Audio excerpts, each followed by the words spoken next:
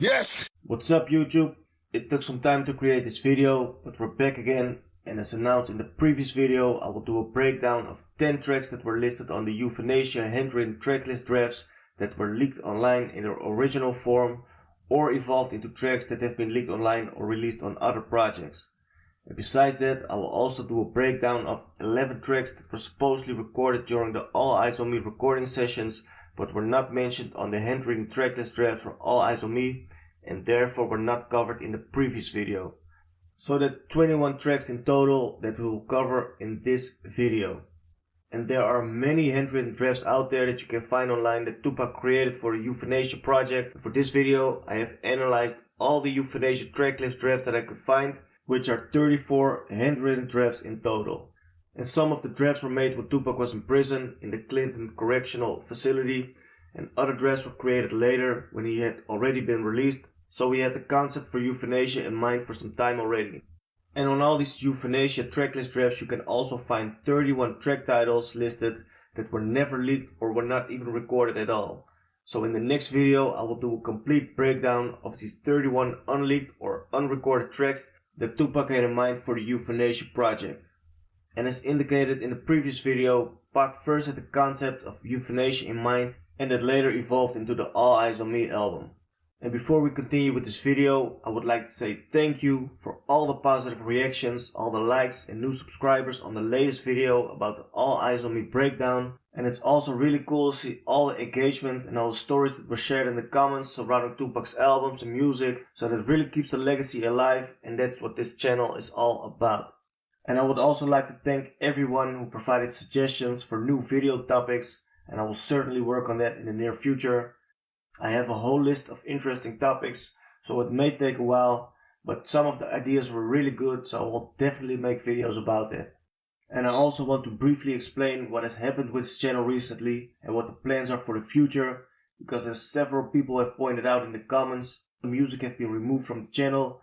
And the main reason for this is because it is not allowed under YouTube's policy, and besides that, all the music can also be found online, so there are still plenty of options to listen to the music. So from now on, this channel will be focused on unique content and informational videos about Death Row Records and all the artists that were related to the label. And with this we keep the legacy alive for both the old and the new generation of fans, because that's what this channel is all about, love for the Death Row Records legacy. So that's also the reason why the name of the channel has been changed to Death Row Legacy. So if you like these videos, make sure to subscribe to the channel and also click on the notification bell to stay updated when a new video has been uploaded.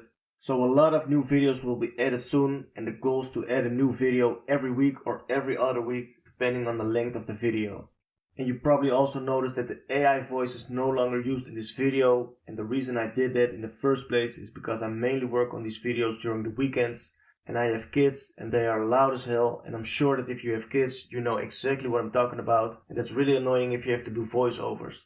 But also because of all the positive feedback on the previous videos, I really want to take stuff to the next level on this channel, so I plan things a bit differently, and from now on I will do the voiceovers myself. So with that being said, now let's dive straight into the topic of this video, in which we will cover the concept of Euthanasia, all the tracks that were listed on the Euthanasia tracklist drafts that were later leaked online, plus other tracks that were supposedly recorded during the All Eyez On Me studio sessions.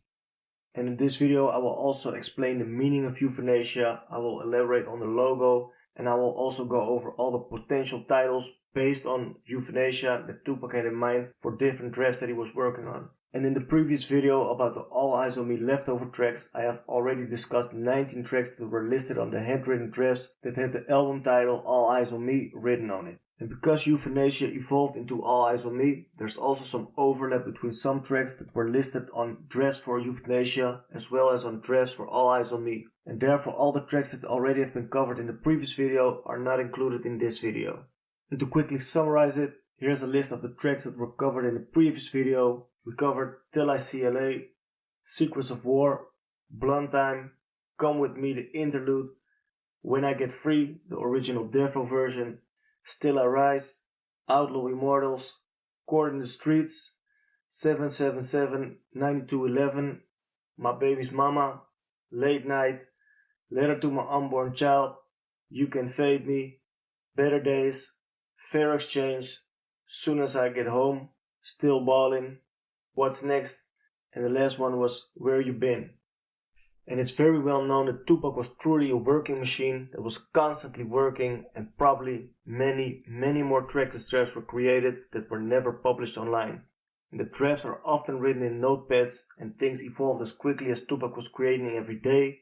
And who knows, many of those notepads have been lost or ended up in the trash can, or who knows what happened to them. And it's therefore impossible to get a 100% clear picture of everything, but I will do my best as much as possible to give a complete picture in this video. And for those of you who are watching with additional information or feedback, make sure to share it in the comments. I will appreciate that very much. And now let's take a closer look at the logo and the meaning of euthanasia. And as you can see on the logo, it shows a black angel holding a machine gun. That's probably a Mac-10, and the gun is loaded with a long clip, and instead of bullets the gun is loaded with piano keys, which of course stands symbol for making music, and that Tupac's lyrics and intellect were his weapon of choice. The angel also has a halo above its head, which represents its holiness, and it's not very clearly visible in the images, but the angel also has Machiavelli written on his chest and a teardrop under his eye that represents the fallen soldiers. And the word euthanasia can be seen above the winged angel. And this is a word that Tupac created by combining the words euphoria and euthanasia, and the name represents the ultimate freedom of personal choice. Tupac also had a necklace with a medallion made that he wore in the last weeks before his death, and also on the fatal night in Vegas. On the medallion, the word Machiavelli can be seen above the angel instead of euthanasia as it is in the logo. And a little fun fact is supposedly the chain on the necklace had broken, but Tupac wanted to wear it so badly that he used a safety pin to keep it together so that he could wear the chain and the medallion. And as I mentioned, Tupac also wore the chain on the night of the fatal shooting in Vegas, and after his death, the chain was brought over to the Death Row Records office with still some blood on it supposedly, and eventually it was given to his mother Afeni, and it's not entirely clear what happened to the chain afterwards and who now has it in his possession at this moment. Now let's go over some different titles that Tupac had in mind, written down on different drafts based on the word euthanasia. He wrote some of the first drafts with the title Supreme Euthanasia for Prison, and this was the first name he had in mind for the album that later evolved into All Eyez On Me. He planned to collect songs that were already recorded for an album he had in mind called When I Get Free, and after signing to Death Row, he started to plan a new album titled Supreme Euthanasia. And in Greek, eu means good, and thanatos, or how you pronounce it exactly, I don't know, but that means death. And at first, Tupac spelled euthanasia with the TH, and that is how it can be seen on many of the handwritten tracklist drafts, and later it was modified to the spelling with the PH, as it also can be seen in the euthanasia logo. Tupac has made several drafts for which he had the album title Euthanasia or a variant thereof in mind. The euthanasia drafts that I analyzed to create this video, they are in random order, so it's not in chronological order, but it's categorized based on the album title that were used for all the handwritten drafts. And here you can see handwritten drafts for which Tupac had the album title Supreme Euthanasia in mind. And it's cool that you can clearly see that Pac really spent some time on the artwork, the styling of the titles. He used some different colors to make everything look clear and nice, and it also shows that he was really serious about his work. And here you can see three titled Euthanasia 1+2. So for these drafts he already had in mind to release a double album. And these drafts also include a couple of tracks that were also later released on the All Eyez On Me official album. And here you can see 13 drafts for which the album title Euthanasia is used. And the number of these drafts show that these were made in early October, which was just before he was released from prison. And you can also see that for 3 tracks it is also stated which sample was used or which sample Tupac had in mind for the beat. And there are also a couple of alternative titles mentioned on some drafts that are based on euthanasia. And here you can see a draft with the album title America's Euthanasia. And this also shows that Tupac already had the idea for releasing a double disc album. It was written on the 1st of September in 1995, which was when Tupac still was in prison. And the draft shows that the idea was to release the project on Halloween in 1996. And the idea for this was also to release a double disc album. And on the draft he also mentioned which tracks could be released as a potential single. Another title is Eternal Euthanasia. This also shows that the concept was intended for a double disc album. Another title Tupac had in mind was the Euthanasia Syndrome, and this was also based around the concept of a double disc album. And here you can see two drafts with the title The Secrets of Euthanasia, one of which is a double disc album, and the other draft was probably written for a single disc album. And then there are also 4 drafts on which the album title Euthanasia Supreme can be seen, and one of these drafts is incomplete, and another title that was used on the draft that I've analyzed for this video is the title Classic Euthanasia, and at the very bottom of the draft you can see On Death Row, so at this point it was already clear that the album would be released on the Death Row Records. So now you know which album titles Tupac had in mind when creating these drafts for Euthanasia, and now let's start with the breakdown of the first 10 tracks, and as mentioned in the beginning of this video, these tracks were mentioned on the Euthanasia drafts that were later leaked online or released on other projects, or they evolved into tracks that we all know. And the first track we are going to cover in this video is The Struggle Continues, featuring the Outlaws, Fatal, Big Psych, who was also affiliated with the Outlaws under the name Mussolini, and the Compton rap group OFDB, who were also signed to Death Row Records. This track was recorded on October 24 in 1995 at the Can-Am Studios, and the beat was produced by Johnny J, who was Tupac's main producer at the time. A similar beat was also used for the unreleased song Thug Life, or it's also known as Thug Life 93, by Tupac featuring Big Psych and Prince Idol Joe, and on that song Tupac can be heard with his so-called soldier voice, and the whole track is a straight banger. Make sure to check it out. The song Thug Life was already recorded during the Thug Life album recording sessions, but it was never officially released, and it appeared later on the unofficial album Thug Life Volume 2, the unreleased outtakes. And the beat goes hard, so it's cool that they also used it later for The Struggle Continues. And at the beginning of The Struggle Continues, you can hear a part of a speech by Louis Farrakhan, who was a longtime leader of the Nation of Islam and a political leader. And there are a couple of different mixdowns that you can find online, which all sounds very similar. And there's also one version with a different beat. As also mentioned in the previous video, the All Eyez On Me tracklist drafts also included a song titled Court in the Streets featuring OFDB, but instead of that song they recorded The Struggle Continues. And various drafts show that there were different ideas surrounding this track. There are 2 drafts that show that Cam and Freddie Fox would be featured on it. Another draft shows that only Cam would appear on the song. There are also 2 drafts that indicate that Cypress Hill would be on the track and that Muggs would be the producer. Yet another draft shows that Cam and Smith & Wesson would be on the song and that Diamond D would be the producer of it. On another tracklist draft you can also see that Diamond D is also mentioned as the producer. Then you have another draft which indicates that Cam and Smith & Wesson would be on the song, but that Mr. Walt would be the producer of it. Then you have 2 other drafts that indicate that Battlecat would be the producer of the song. And it's cool to see from the drafts what plans Tupac had in mind for The Struggle Continues and how the final version ultimately turned out. And the next track that we will cover in this video is Sucker for Love featuring G Money and Killa. This track was recorded somewhere between 92 and 94 and the beat was produced by Mo ZMD, and a sample of the song Just the Two of Us by Grover Washington Jr. and Bill Withers was used for the beat. There are 2 versions available online, known as version 1 and version 2. Both have the same lyrics by Tupac, and the beat is different on both versions. And on the version known as version 2, you can also hear an intro in which Tupac has a conversation with a girl he suspects of cheating on him. An alternate mixdown of this version also can be found online.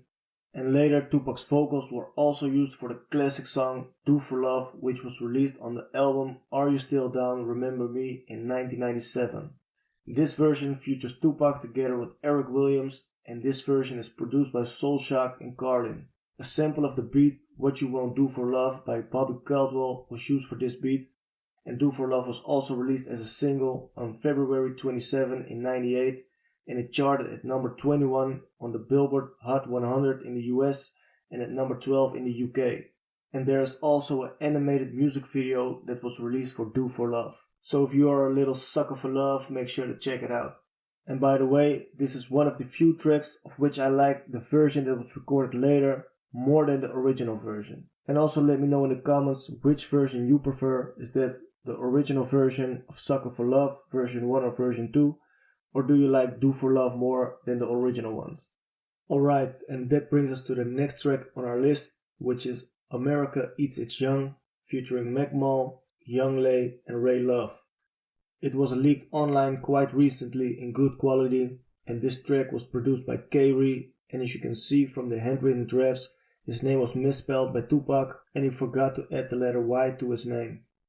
America Eats Us Young was recorded sometime in '94, and the title of the song was also a title that Tupac had in mind for an album, as can also be seen on a draft for a different album he had in mind, and for that album he had two titles in mind. One was America Eats Us Young and the second title was Stay True. And the track America Eats Us Young probably sounds familiar because Young Lay also released a remix on his album Black and Dangerous, which was released in '96. The title of the track on that album is Got to Survive, and it used a different beat with the same vocals from Tupac, and on this version also a sample of Mac Dre's song Young Player was added on the chorus. America Eats Us Young and also Got to Survive are both very solid songs, so if you are not familiar with them yet, definitely make sure to check them out.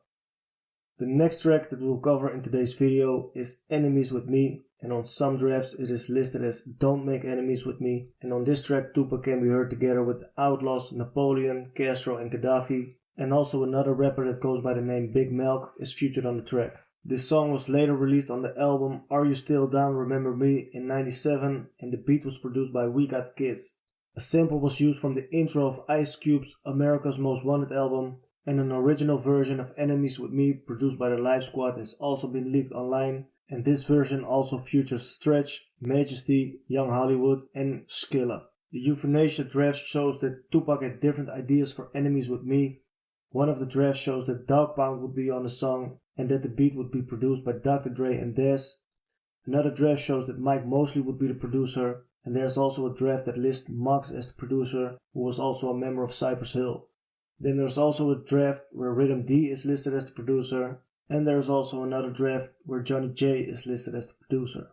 So also for this song it's really cool how it evolved from the original version to all the ideas that were listed on the drafts and final version that was released on the Are You Still Down album. Alright, and now let's move on to the next track, and that's the original version of You Can Call featuring Puff Johnson that you can find online, and some of the handwritten drafts have the title listed as You Can Call Me and also as You Can Call Me Up. And this track was recorded in 1995, not long after Tupac was released from prison, and the original version was produced by DJ Daryl, and this is also indicated in the handwritten drafts as you can see. There are also two alternate versions of the original track that you can also find online, and it's a misunderstanding that Johnny J was the producer of the original version, which was stated incorrectly in the credits of Amaru Entertainment when the song was later remixed on the Better Days album in 2002. The beat of the version that was released on this album was produced by Jazzy Faye, and in the credits a mistake was made by mentioning Johnny J instead of DJ Daryl as the producer of the original version. And in a comment that DJ Daryl posted on social media, he confirmed this, and in the comment he also indicated that Only God Can Judge Me was recorded on the same day, and that this was also the same day that Tupac had done an interview with MTV in Venice Beach. So now you know the real history of the track You Can Call.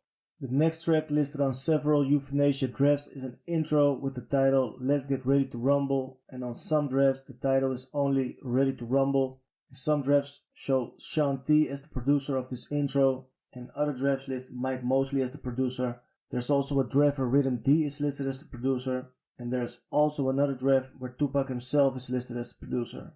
One of the drafts also shows that a sample of the song Inner City Blues by Marvin Gaye would be used for the beat, and there was also a track recorded by Tupac titled Let's Get It On, Ready to Rumble in 1996, and that was a tribute for Mike Tyson for his fight against Bruce Seldon, which was recorded during Tupac's last recording session. Scott Gutierrez was the producer of that song, and it's not entirely clear to me if that has any connection with the intro that's mentioned on the Euthanasia drafts. I actually don't think so, but I'm not entirely sure, so if you have any more information about this, share your thoughts and drop a comment below. Hold Your Head is the next track that we will cover in this video, and it's mentioned on many Euthanasia drafts. Some of them show that Queen Latifah would be featured on it, and some early drafts show that Soul Shock would be the producer of the track. Other drafts show that KG is mentioned as the producer, and a song with the title Hold Your Head was also released on the Machiavelli album. And on this version, Tupac can be heard together with Tyrone Rice, and Queen Latifah is not featured on that song. The beat from the version that was released on Machiavelli was produced by Heard and Bed, and it was recorded on July the 18th in 1996. And for this beat, a sample was used from the song How Do You Keep the Music Playing by James Ingram and Patty Austin. And that brings us to the next track that we will cover in today's video, and that is Are You Still Down? And as all Tupac fans know, an album with the same title, Are You Still Down? Remember Me, was also released in 97. And this album also features the song with the same title, and Tupac and Tony Pizzaro are credited as the producers of that song. And a sample of the song He's a Fly Guy by Curtis Mayfield was used for the beat. There's also an original version of Are You Still Down that is leaked and can be found online. And there's also an unreleased version that was recorded in 1994 before Tupac was signed to Death Row Records that you can also find online. And the next track that is listed on several Euthanasia drafts is Too Late, Baby Bye Bye. And on some drafts the title is spelled as Too Late. And on some of the drafts you can also see that Nate Dogg from the Dog Pound would be featured on this track. Several drafts also show that Warren G would be the producer of the beat and that there were also plans to release the song as a single. And in April 96, Tupac has also recorded the song Too Late Play 'Em together with MC Hammer, Danny Boy, Big Daddy Kane and Nutso. And the beat of that song was not produced by Warren G but by Johnny J, and he also used a sample of the song Too Late by Junior for the beat. And this song was recorded for the unreleased MC Hammer album titled Too Tight, and the chorus also contains the lyrics Too Late, Play Ya Bye Bye, so it's likely that Tupac already had the idea for this track when he had the Euthanasia concept in mind, and that it was eventually recorded later for the unreleased MC Hammer album. And the next track that is listed on some of the handwritten drafts for Euthanasia is titled The Eulogy, and Organized Noise is mentioned as the producer of the track. And on another draft you can see that this is an alternative title for a track which we all know, and that is Only God Can Judge Me. And Only God Can Judge Me was released on the All Eyez On Me album, and Rappin' Fote was also featured on it, and the beat of the released version was produced by Doug Rashid and Harold Scrap Freddy, and they used a sample of the song Top Billin' by Audio 2, and it was recorded in 1995, supposedly on the same day as You Can Call, according to DJ Daryl, as was mentioned earlier in this video. And the next 11 tracks that we will cover in this video are not included on the Euthanasia and the All Eyez On Me drafts that can be found online, but these songs were supposedly recorded during the All Eyez On Me recording sessions and were intended for the album. And one of those songs is titled 6 or 12, featuring the Outlaws Fatal, Gaddafi and also Big Psych. It also features Mr. Malik, and Mr. Malik was the kid rapper of the group Illegal, who was also known as Hershey Loke or Lil Malik, and he was also featured on Snoop Dogg's Doggy Style album on the song Pump Pump. And the beat for 6 or 12 was produced by Johnny J, and it has been leaked online, but unfortunately without Tupac's verse. And on this track you can hear Big Psych dissing Funkmaster Flex, and he says, "For the cowards that flex, especially flex." So the reason for this is because Funkmaster Flex spoke bad about Tupac while he was in jail, and also even after his death. And in another video I will go more in detail about the various beefs that Tupac had, but hopefully we'll get to hear the full version of 6 or 12 in the future with Tupac's verse on it. And one thing I want to mention about this song is that when I play it I always get some bad vibes, so I don't like listening to it. I don't know if it's me, or it has something to do with the frequency or the way the beat is arranged, but I'm wondering if you're experiencing that too, so let me know in the comments what you think about it. And now let's move on to the next track, which is M.O.B. featuring Fatal, Mopreme, Big Psych and Gaddafi. The beat is produced by Kurt Cobain, and unlike the previous track, I enjoy listening to this song because it's straight fire. It was recorded in October in 95 at the Can-Am Studios, and the beat is hella tight, and all the rappers on it drop some dope verses. There's also an alternate version of the original track. This had some extra female vocals added on the chorus, and later a whole new mix was also released on the Until the End of Time album in 2011. The beat of this version was produced by Ant Banks, and tastes differ of course, but in my opinion this remix comes nowhere near the original version, as is the case with many of the original tracks that Tupac recorded. Now let's move on to the next track, and that's the original version of Don't Stop the Music featuring Idi Amin, Fatal and Nancy Fletcher. And it's often thought that the female voice is Jewel or Val Young, but it's actually Nancy Fletcher, and she also confirmed this in a comment on social media.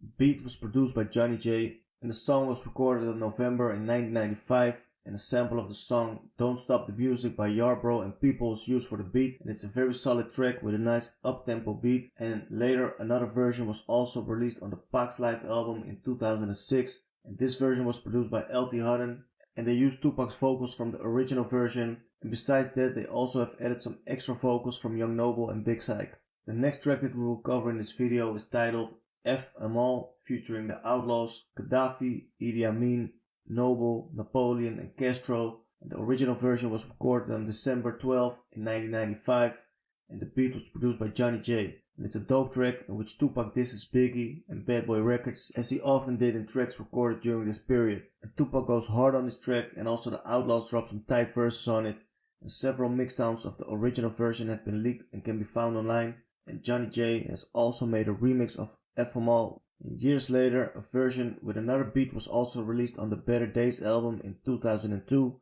and in my opinion, the original version is way better than the version that was released on the Better Days album. And the next track that we will cover in today's video is titled Comrades, which is also known as So So Crazy. This is one of my personal favorites, and besides Tupac, also the Outlaws Storm, Idi Amin, Big Syke, Napoleon and Castro can be heard on it. Storm doesn't rap any verses on it, but she can be heard at the beginning of the track saying a few things, and this track was recorded on October 28th in 1995. The beat was produced by Johnny J, and it's a nice up-tempo beat, and a sample of the song Cause It's Wrong by Slick Rick was used for the beat, and Johnny J also made a remix, but the original version remains the best in my opinion. And on the track, Tupac dissed Bad Boy Records and also So So Def, and he also took some shots specifically at Da Brat. And years later, another version was also recorded by P.D. Pablo, who was active at the label at the time when they changed the name from Def Row Records to The Row. And the title of this song is So Crazy and has a completely different beat. Tupac's vocals from the original version are used on it, and the song was recorded for P.D. Pablo's album titled Same Eyes on Me, which was eventually never released. There You Go is the next track that we'll cover in this video, and it features Nancy Fletcher, Big Syke, Castro, Idi Amin and Mr. Malik. This is the same Mr. Malik again, who was also mentioned earlier in this video, who was the kid rapper on the track Pump Pump on Snoop Dogg's Doggy Style album.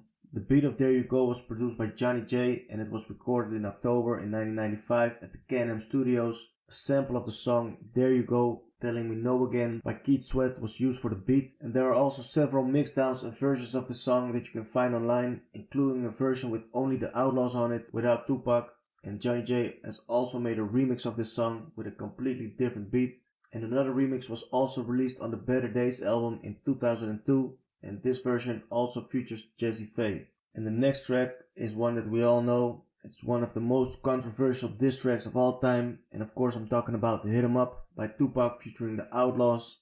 The beat was produced by Johnny J, and the original version, which is also known as Hit 'Em Up 2, which also features Prince Idol Joe and Storm, was recorded on October 31 in 1995 at the Can-Am Studios, and the version that was released on the How Do You Want It single and also on Tupac's Greatest Hits album was recorded on April 19 in 1996. The song How Do You Want It was also released on Tupac's All Eyez On Me album, and the story goes that supposedly Tupac came up with the idea for Hit 'Em Up while he was still in prison, and it is widely known that Biggie had released the song Who Shot Ya at the time after Tupac was shot, so Tupac was out for revenge, and after he was released from prison on October 12th, he hooked up with Faith Evans shortly after, and Faith Evans was Biggie's wife at the time. And Tupac had told Faith that he would record a song for Biggie, and that they would use a sample of Dennis Edwards' song Don't Look Any Further on the beat of the track. And as just indicated, the original version of Hit 'Em Up was recorded on October 31 in 1995, but Tupac wanted to wait to release the song until All Eyez On Me was released, because he wanted to know if he would sell more records than Biggie's Ready to Die album, which was already released at the time, and it had sold 2 million copies. And supposedly Faith told Biggie that Tupac would record a song about him with the Don't Look Any Further sample when she got back to New York, and when Biggie heard that, he also recorded the song Get Money remix with the same sample, and on the track he says things on the chorus that could refer to Tupac. So shortly afterwards, Tupac's All Eyez On Me album was released and debuted at number 1 on the Billboard 200 charts, and within 2 months, 5 million copies had been sold, so the results were much better than the album that Biggie had previously released, and probably because Tupac was extra offended by the Get Money remix from Biggie, he came up with the idea of recording a new version of Hit 'Em Up. This version is even more aggressive than the original one. So the new version was recorded on April 19 in 1996, and this was released on the How Do You Want It single, and the single sold more than 2 million copies within 2 months after its release. And Tupac and the Outlaws even made a music video for Hit 'Em Up with clean lyrics, and a fun fact is that they also used the same vocals from Prince Idol Joe that can be heard on the original version of Hit 'Em Up, which is also known as Hit 'Em Up 2. So now you know the full background story of Hit 'Em Up, which is known as one of the most classic diss tracks of all time. And that brings us to the next track, and that is the original version of Don't Go to Sleep featuring the Outlaws. Des Dillinger from the Dog Pound produced the beat, and the song was recorded on October 13 in 95 at the Can-Am Studios. And there are several versions of Don't Go to Sleep that you can find online. A remix was made by Des with a different beat. There's also a Mosey MD remix, and there's also a Soul G mix. And the original version and the Des remix are the best versions in my opinion. Years later, another version titled Sleep was released on the Pac's Live album in 2008. And on this track, they took Pac's vocals from the original version and placed it under a completely different beat, and they also added vocals from rappers Young Buck and Chamillionaire. And the next track on the list is titled Good Life, and according to some sources, this is also an All Eyez On Me leftover track, and that is why it is included on this list.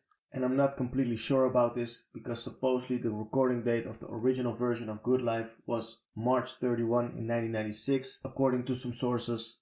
And if that would have been the case, then that would have taken place after All Eyez On Me had been released, because that was released on February 13 in 1996. So of course it could be the case that this was a mistake and it wasn't the All Eyez On Me leftover after all, but it could also be the case that the real recording date of Good Life was earlier than February 13th, when the All Eyez On Me album was released.